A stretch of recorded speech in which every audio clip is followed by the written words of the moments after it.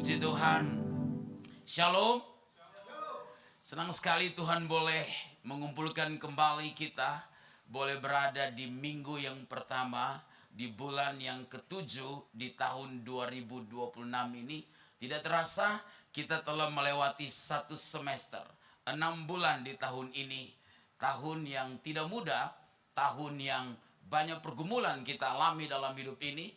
Tahun yang gak bisa diprediksi, tapi kita percaya bahwa Tuhan selalu merancang yang terbaik bagi kita, amin.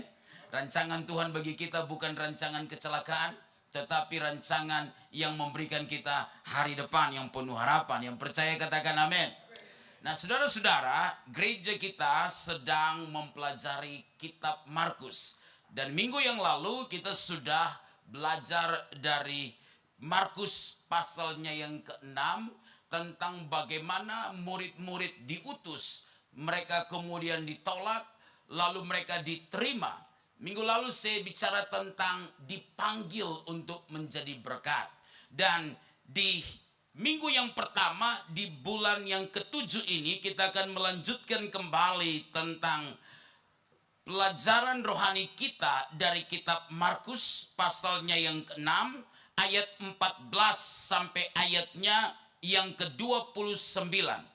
Markus pasal 6 ayat 14 sampai 29. Di perikop ini ada dua tokoh yang dibicarakan. Yang pertama, saya mulai dengan Yohanes Pembaptis. Yang kedua adalah Herodes. Biasanya Herodes itu dibicarakan di seputar Natal. Ya, kita tidak mungkin menamakan anak kita Herodes, gitu ya. Kita juga kadang-kala menghindari menamakan anak kita Yudas, gitu ya. Kalau Yohanes mah banyak, gitu ya, yang kita namakan anak-anak kita. Walaupun ada juga Yohanes yang di gereja, ada juga Yohanes yang di penjara, gitu. Tetapi namanya tetap Yohanes. Nah, saudara-saudara, saya mau bicara tentang dua tokoh ini yang dibahas dalam perikop ini, Yohanes Pembaptis dan Herodes. Kita akan mulai dulu melihat Alkitab kita dalam Markus 6 ayat 14 sampai 29. Kita akan baca ayat ini bergantian, agak cukup banyak, tetapi saya percaya kita tidak akan mengurangi sukacita untuk membaca Alkitab kita. Amin. Markus 6 ayat 14 sampai 29, saya akan baca ayat 14, lalu Bapak Ibu Saudara ayatnya yang ke-15. Lalu kita bergantian sampai ayatnya yang ke-29. Saudara siap untuk baca Alkitab? Katakan amin. Katakan amin. Saya mulai dari ayat 14, lalu Bapak Ibu Saudara ayat 15, dan kita bergantian. Demikian bunyi firman Tuhan. Raja Herodes juga mendengar tentang Yesus, sebab namanya sudah terkenal, dan orang mengatakan Yohanes Pembaptis sudah bangkit dari antara orang mati, dan itulah sebabnya kuasa-kuasa itu bekerja di dalam dia.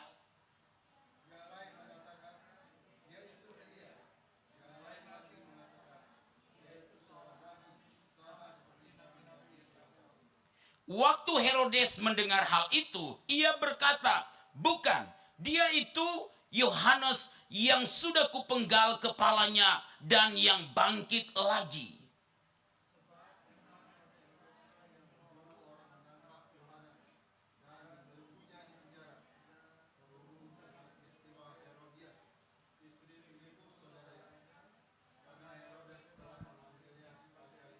Ayat 18. Karena Yohanes pernah menegur Herodes, tidak halal engkau mengambil istri saudaramu. Ayat 19, saudara.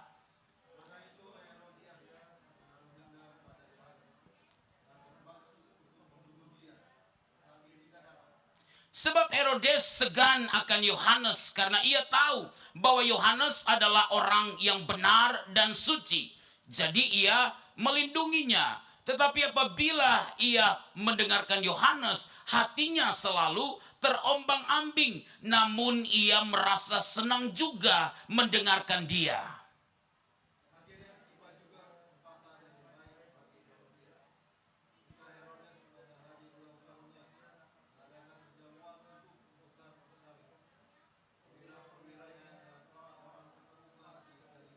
Ayat 22. Pada waktu itu anak perempuan Herodias tampil lalu menari, dan ia menyukakan hati Herodes dan tamu-tamunya.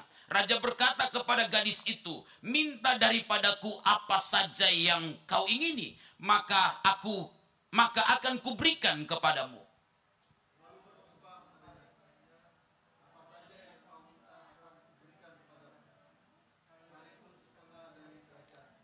Anak itu pergi dan menanyakan ibunya, apa yang harus kuminta? Jawabnya, kepala Yohanes Pembaptis.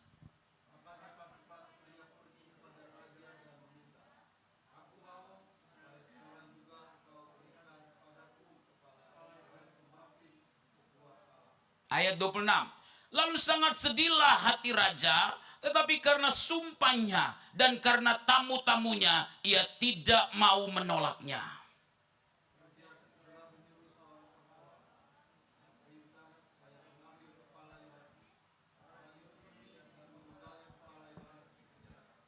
Ia membawa kepala itu di sebuah talam dan memberikannya kepada gadis itu, dan gadis itu memberikan pula kepada ibunya. Ayat 29 kita baca bersama.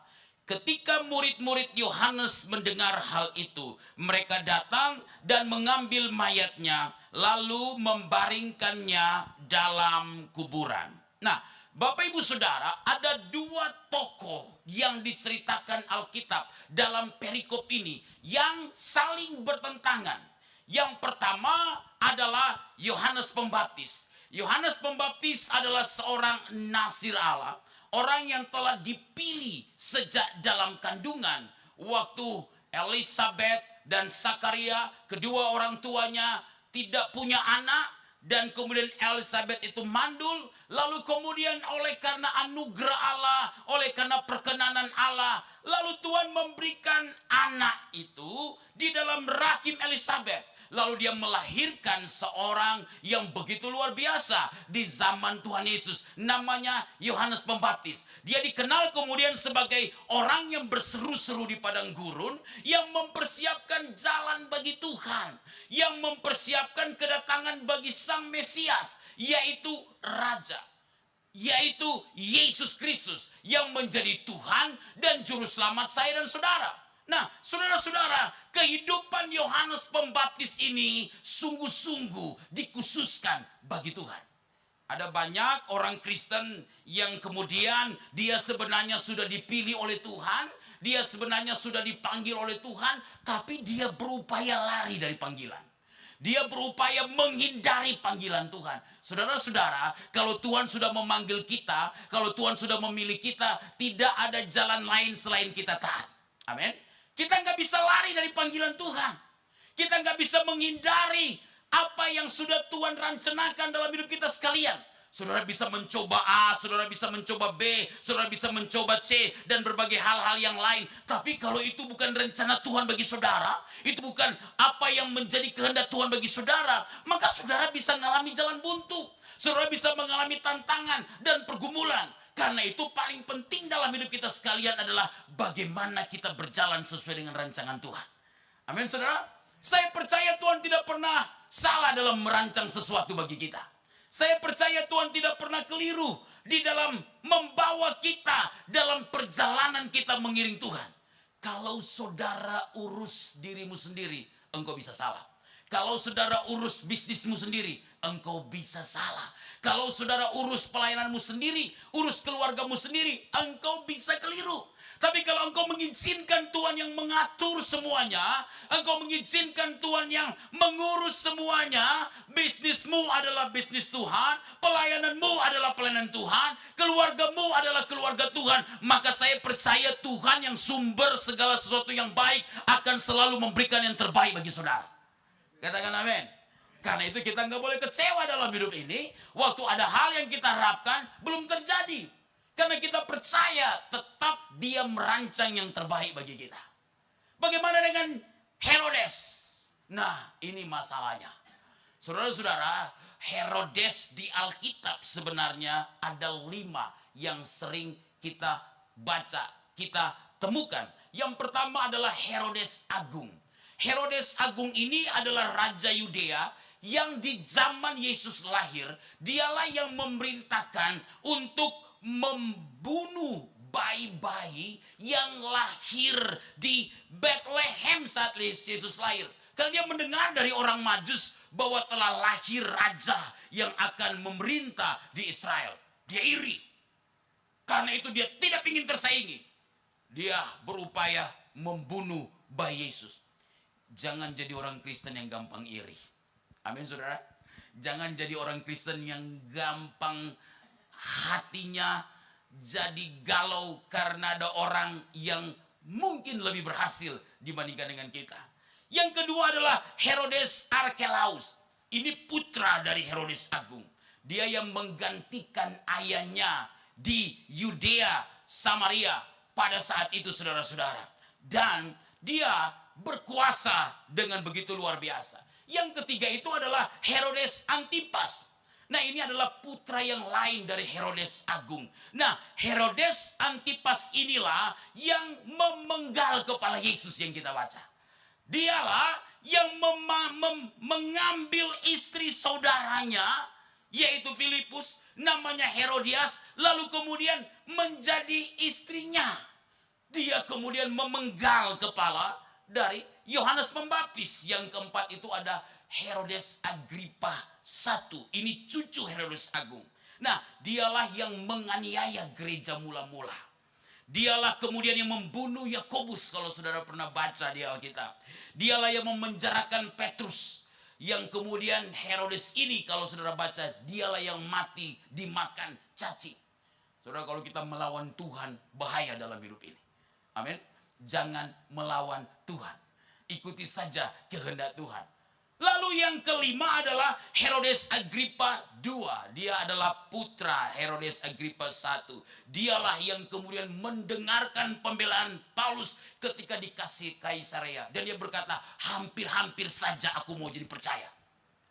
Saudara-saudara, hatinya hampir saja menerima kebaikan Tuhan, anugerah Tuhan. Lalu apa yang kita pelajari dari dua tokoh ini? Apa yang kita pelajari dari Yohanes Pembaptis? Apa yang kita pelajari dari Herodes di dalam perikop ini? Ada 5 hal penting yang harus kita hindari dalam hidup ini, saudara-saudara. Kalau kita rindu Tuhan menjadi arsitek yang teragung yang akan merancang semua yang terbaik dalam hidup kita. Yang pertama, apa yang harus kita hindari? Jangan sampai kita mencari perkenanan manusia. Saudara-saudara, ayat 17 dan ayatnya yang ke-18 dari Markus pasal 6 ini berkata begini. Sebab memang Herodeslah yang menyuruh orang menangkap manusia dan membelenggunya menangkap Yohanes maksudnya, dan membelenggunya di penjara, berhubung dengan peristiwa Herodias, istri Filipus saudaranya, karena Herodes telah mengambilnya sebagai istri. Ayat 18, karena Yohanes pernah menegur Herodes, tidak halal engkau mengambil istri saudaramu. Saudara-saudara, Yohanes, dia adalah pribadi yang tidak mencari hormat dari manusia. Dia adalah pribadi, dia adalah hamba Tuhan yang tidak mencari kesukaan dari manusia. Dia adalah hamba Tuhan, dia adalah pelayan Tuhan. Kalau kita sekarang ini orang Kristen yang tidak mencari hormat dari dunia ini.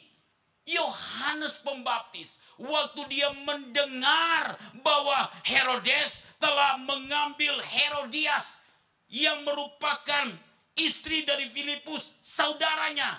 Kemudian Herodes mengambil istri saudaranya menjadi istrinya. Maka kemudian datanglah Yohanes Pembaptis dan menegur dia dan berkata, tidak baik, tidak halal. Ini bukan persoalan halal dan haram ya. Kamu mengambil istri saudaramu. Saudara-saudara, apa yang terjadi?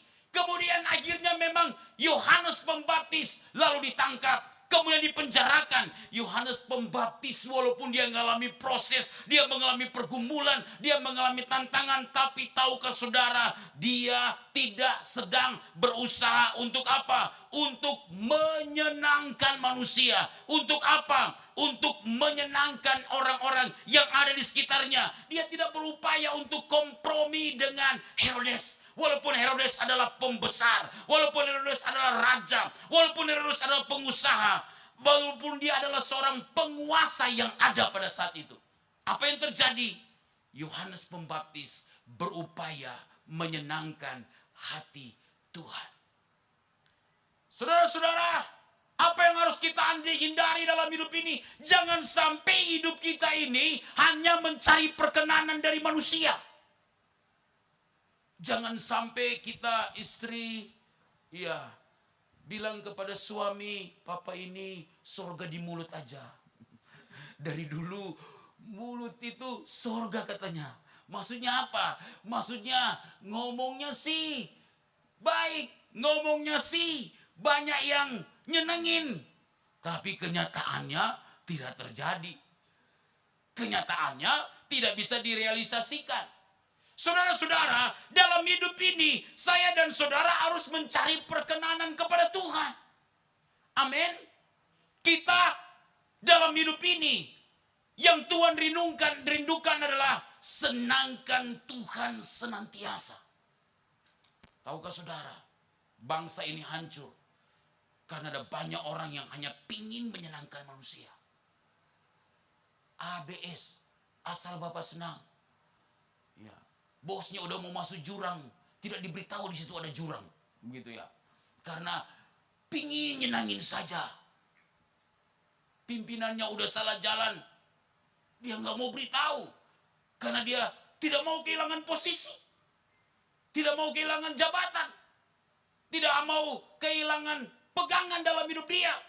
Saudara-saudara, kita mungkin bisa saja berupaya menjaga apa yang kita miliki, semua posisi, semua jabatan, semua kekuasaan, semua yang kita miliki dalam hidup ini dengan berupaya berkompromi dengan dunia. Tapi saya mau beritahu kepada saudara, itu tidak kekal. Saya mau beritahu kepada saudara, itu bersifat sementara. Saya mau beritahu kepada saudara, itu satu ketika kita hanya akan mengalami jalan buntu. Tapi dengarkan baik-baik saudara, carilah perkenanan Tuhan, bukan perkenanan manusia.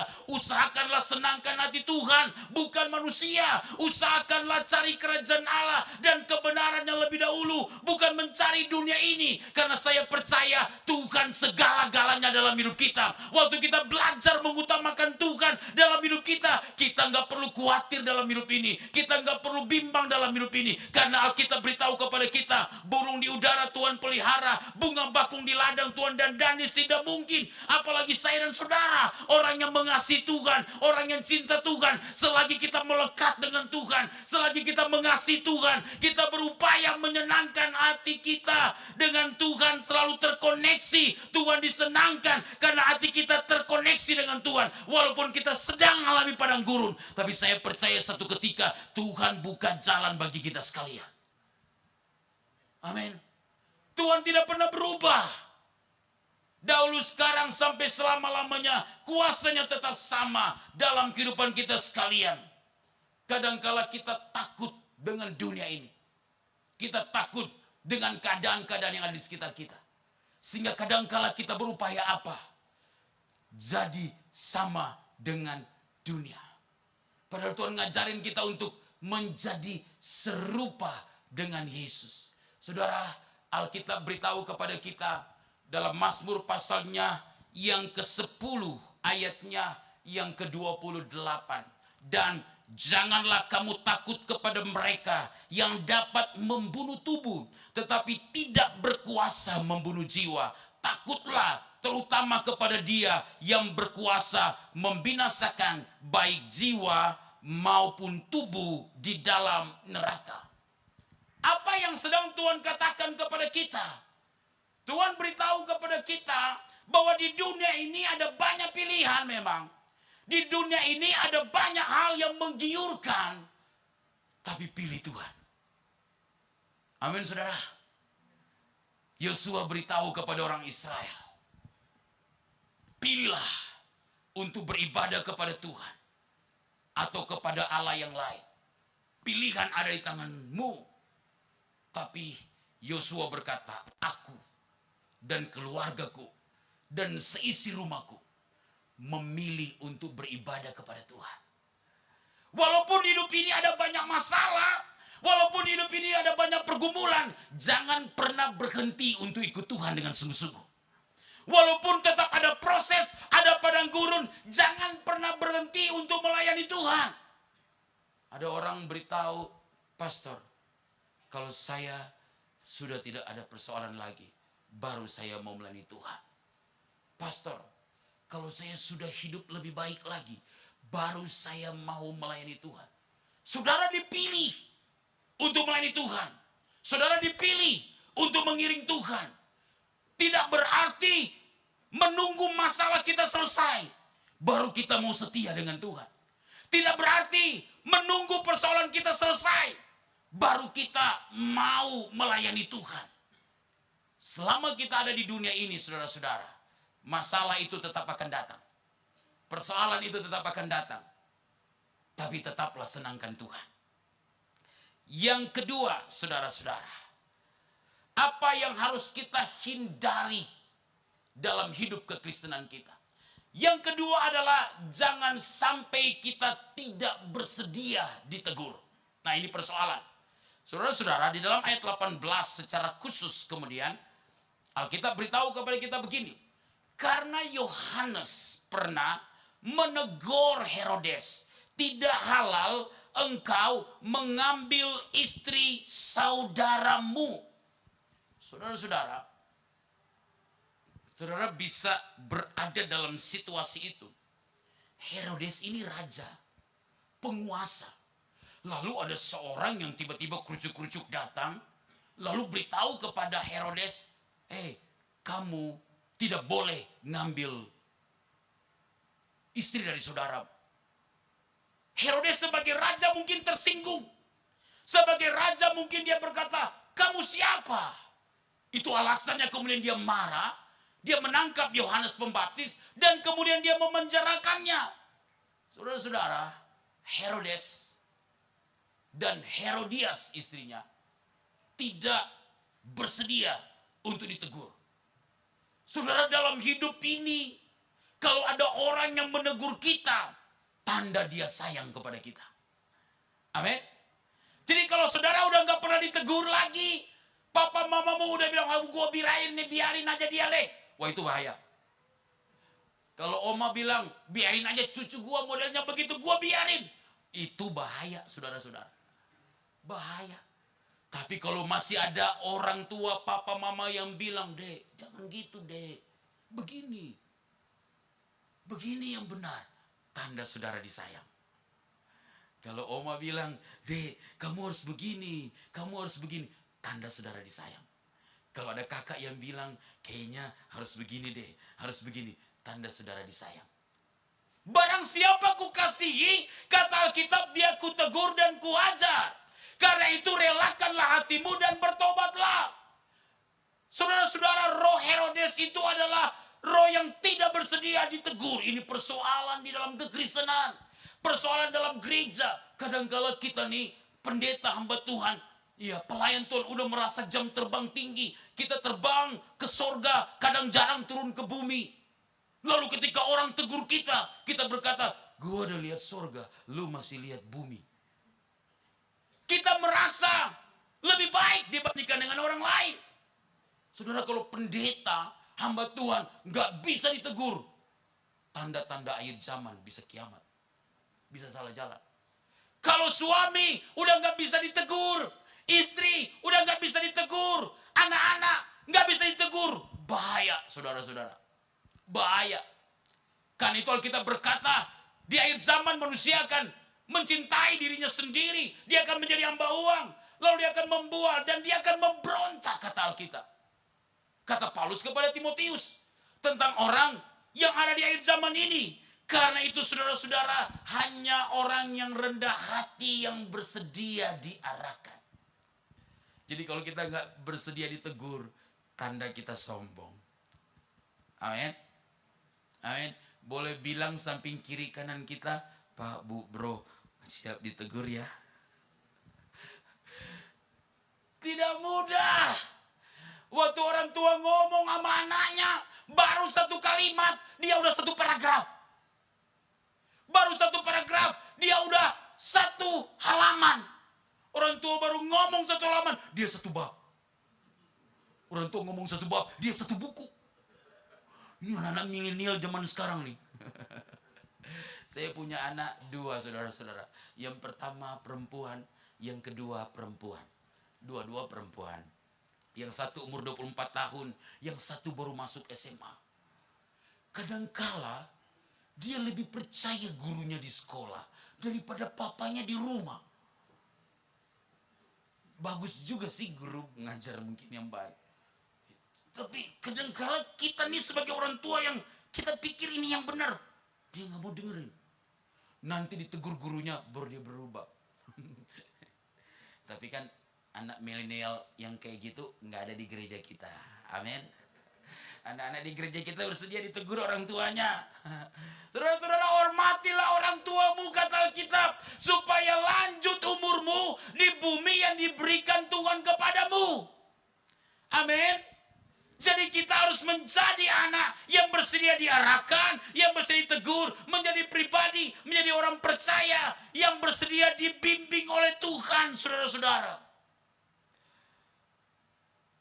Dan itu hanya bisa terjadi kalau kita rendah hati. Saudara-saudara, tahun yang lalu kami ada ibadah pembukaan semester. Ya, saya ngajak beberapa anak mahasiswa Sekolah Tinggi Agama Kristen Lentera Bangsa yang tinggal di asrama. Lalu waktu itu yang khotbah Ibu Gembala kita, Pastor Sutini ya. Tiba-tiba sementara ibadah, di ibadah pembukaan semester. Lalu nggak tahu gimana, ada seorang ibu teman sebenarnya, lalu tiba-tiba maju ke depan dan mulai kemudian membicarakan sesuatu yang banyak orang tidak tahu. Jadi waktu itu ya saya melayani di sekolah teologi ya. Kemudian ada satu rekan sepelayanan yang merekomendasikan untuk kami anak-anak ini yang dari daerah, yang mereka beasiswa, asrama dan kuliah tinggal di satu tempat. Tapi kemudian karena ada problem di antara yang lain, akhirnya kami harus pindahkan anak itu, anak-anak asrama. Lalu tiba-tiba ada situasi yang tidak mengenakan, lalu kemudian dibicarakanlah di depan. Jadi ceritanya akhirnya saya harus mengambil bagian untuk menolong anak-anak ini. Nah, intinya adalah seperti diserang dan lain sebagainya. Saya sudah tidak enak, tapi saya dengar. Saya pikir ini juga teguran, gitu ya. Ini teguran. Saya dengar, ini teguran. Lalu setelah selesai ibadah saya bilang, terima kasih Bu untuk nasihat-nasihatnya. Lalu teman dosen yang adalah pendeta gembala, dia bilang begini, saya lagi tunggu Bapak. Kalau Bapak berdiri, saya berdiri. Saya turunkan dia dari atas. Saya bilang, tidak boleh. Karena kita itu harus bersedia ditegur. Kalau kita hamba Tuhan itu, walaupun kita nggak salah, walaupun orang lain yang salah, ya kita harus bersedia untuk ditegur. Kita harus bersedia untuk diarahkan. Saudara-saudara, terkadang Tuhan itu memproses kita dengan cara Tuhan. Walaupun bukan kita yang salah pada kondisi tertentu, tapi kita bisa disalahin loh saudara. Dan pada waktu kita disalahin, terima saja. Kalau itu bagian dari cara Tuhan untuk membentuk kita. Amin saudara. Kalau toh kita diproses Tuhan dengan cara seperti itu, Tuhan mau meruntuhkan ego kita. Tuhan mau membuat ego kita ini menjadi terus direndahkan. Supaya apa? Supaya kita boleh menjadi pribadi yang dewasa di dalam Tuhan. Saudara-saudara, satu ketika saya diundang pelayanan di satu gereja rumah.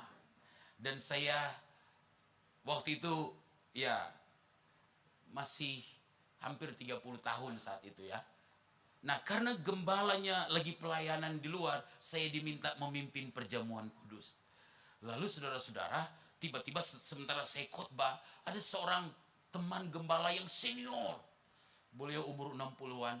Lalu saya kasih kode ke ibu gembala, bagaimana kalau Pak Pendeta itu yang pimpin perjamuan.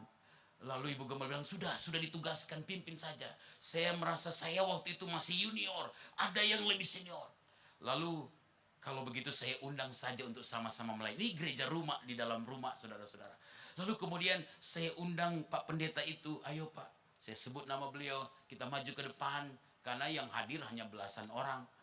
Lalu melayani perjamuan. Lalu beliau masuk kamar mandi dan tidak keluar-keluar sampai selesai perjamuan, karena saya sudah nyanyi hampir 1 album belum keluar-keluar.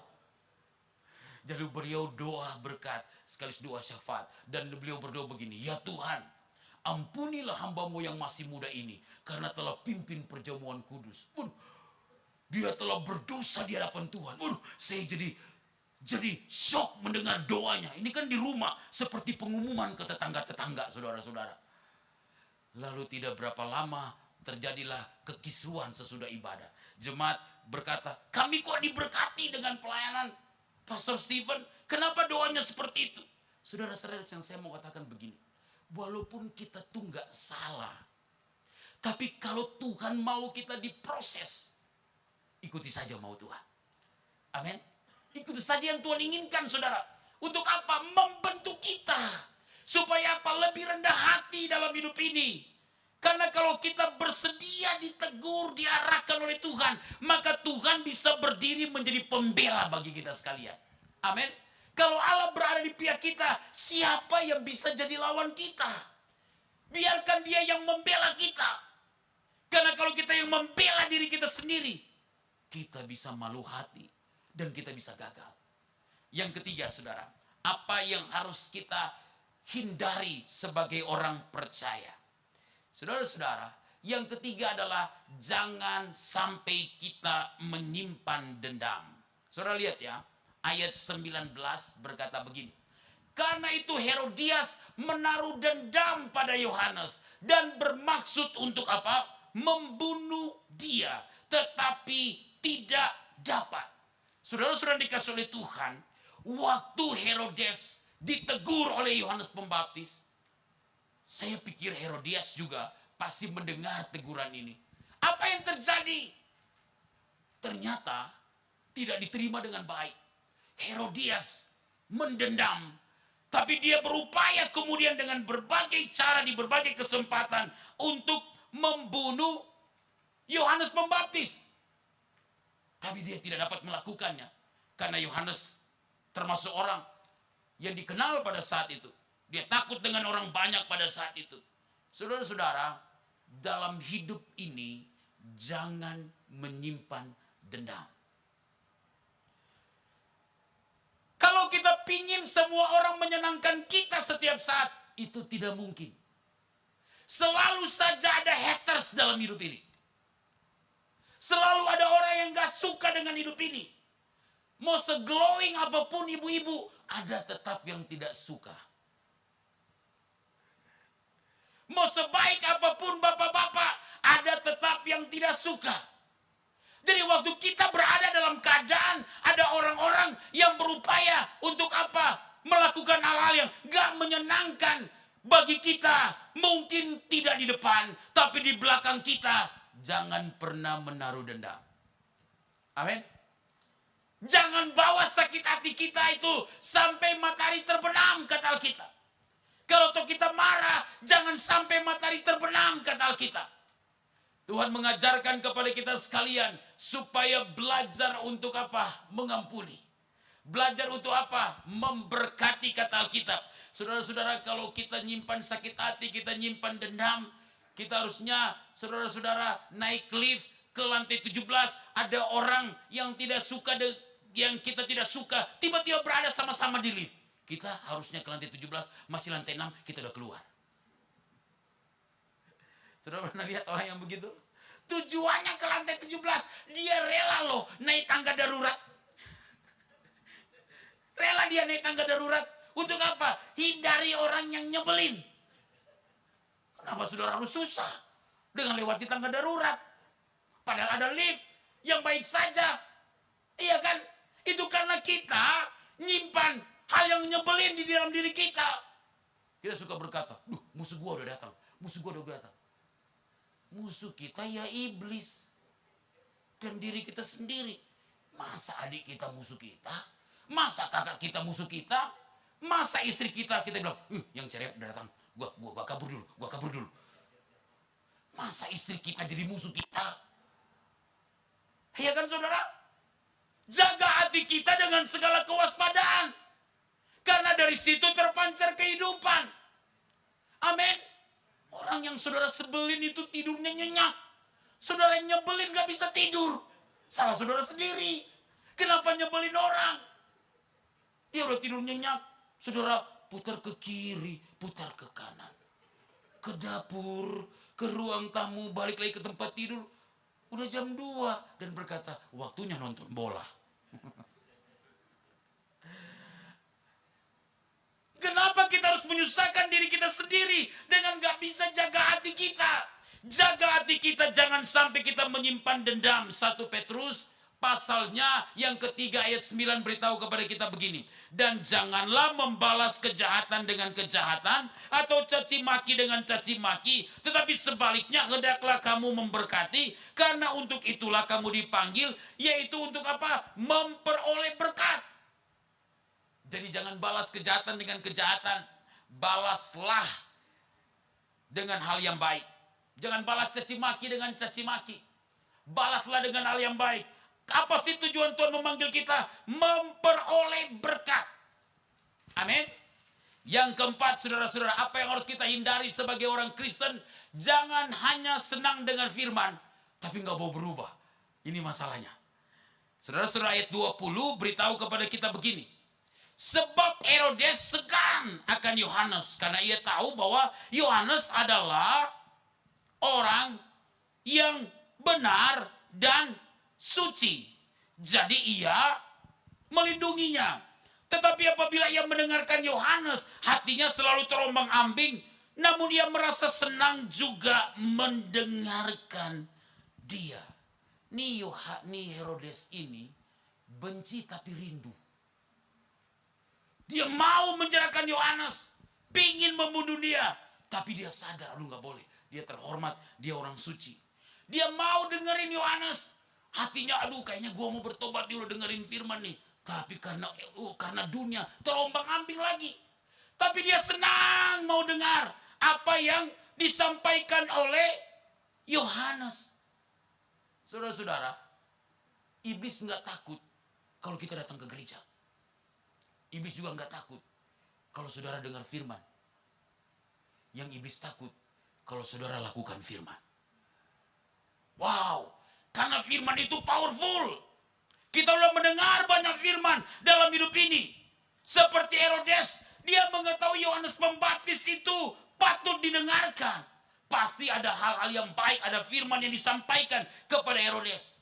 Hanya senang mendengarkan, tapi dia tidak berubah. Jangan sampai kita hanya sampai kepada puji Tuhan. Ketika ditanya, gimana ibadah tadi? Bagus. Gimana khotbahnya? Keren. Tapi kita berkata, aku mah pastor seperti Tuhan Yesus tidak pernah berubah dulu, sekarang, selamanya. Memang gua nih karakternya udah gini. Sulit berubah. Maklumlah pastor ya. Jadi kalau aku tersinggung dikit, memang udah bawaan dari orok. Sembarangan.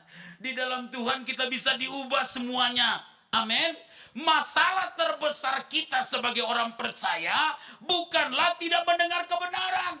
Kita mendengar kebenaran, tetapi masalahnya kita tidak bersedia diubah oleh kebenaran. Itu masalahnya. Kita dengar firman, tapi kita tidak bersedia diubah oleh firman.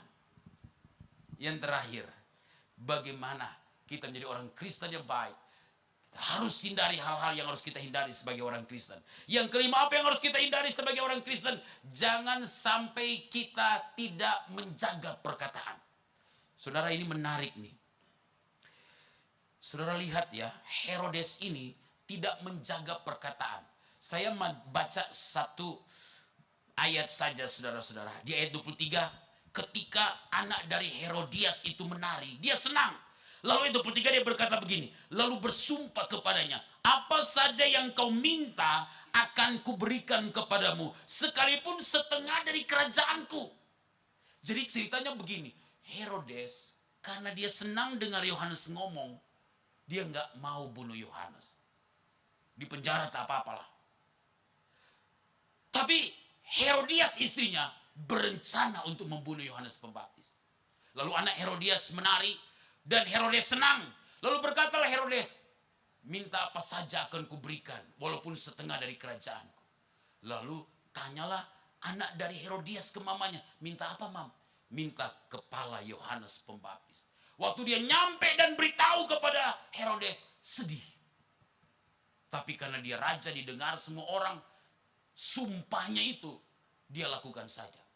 Saudara, berapa banyak orang yang bersalah dengan perkataannya, dan berapa banyak orang yang bersalah dengan tindakannya hanya karena dia salah bernasar, salah berjanji. Ya kan? Dan yang lebih repot lagi, dia janji, dia nggak lakuin. Itu salah juga, saudara-saudara.